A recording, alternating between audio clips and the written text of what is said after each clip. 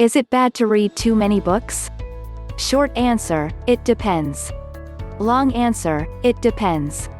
What kind of books? How many is too many? Do you understand what you read? Are you reading just so you can show off afterwards? Are you reading because this is the stereotype propagated about smart people?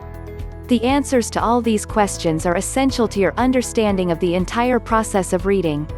I'm an avid reader, though I haven't been able to keep it up as of late, admittedly, but I by no means identify myself by it.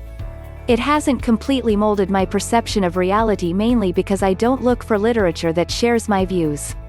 I used to do that when I was young and had a very grim perception of the world. Oh, how naive I was. These days I try to balance it out. So, to me, reading has always provided a benefit. Actually, reading was the reason I started to change the way I saw the world and realized it's not good or bad. It is what we make of it. Usually, when I hear someone bragging about how much they read, I take a step back. Braggarts are not the type of people I want to associate with.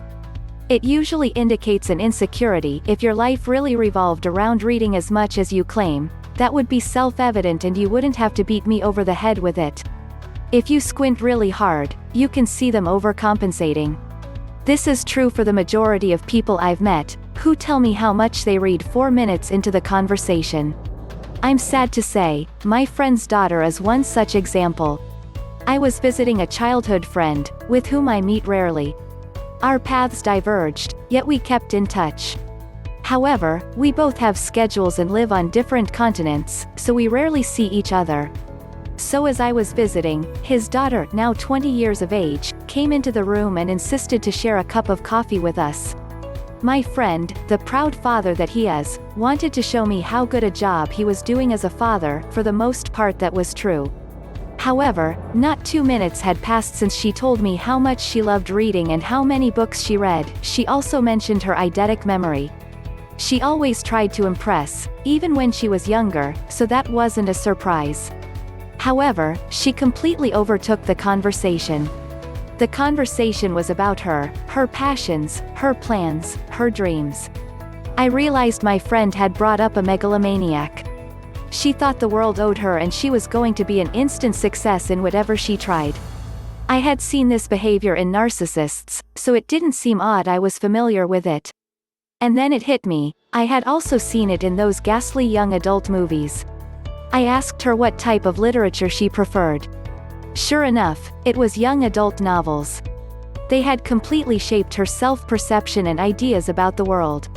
She lived in a world of her own. And my friend couldn't see it. I tried, delicately, talking to him about it. He said it was just a phase. For his sake, and her own, I hope he's right, though I'm a bit skeptical. Another example comes from my youth. I was 12 to 13 and I met the person I thought I wanted to be my mentor. He had read piles upon piles of books and could hold a conversation on any topic. He also studied philosophy at university. And he was pretty impressed with my intellect and level of maturity. Could this get any better? We would talk for hours on end.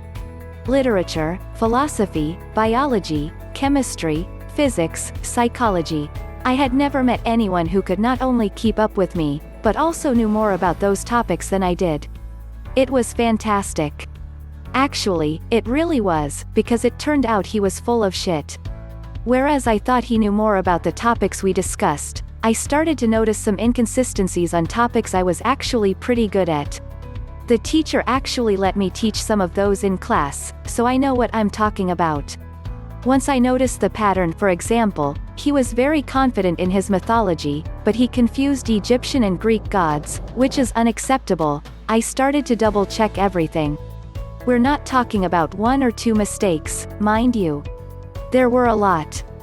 Not long after, I had confirmed he was full of shit.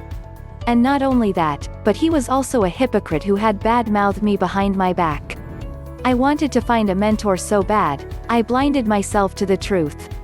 He had read a lot, but neither did he remember it, nor did he understand it. Furthermore, all that reading had narrowed his mind and worldview, instead of expanded it. He couldn't grasp even elementary concepts that somehow differed from his self-indoctrination.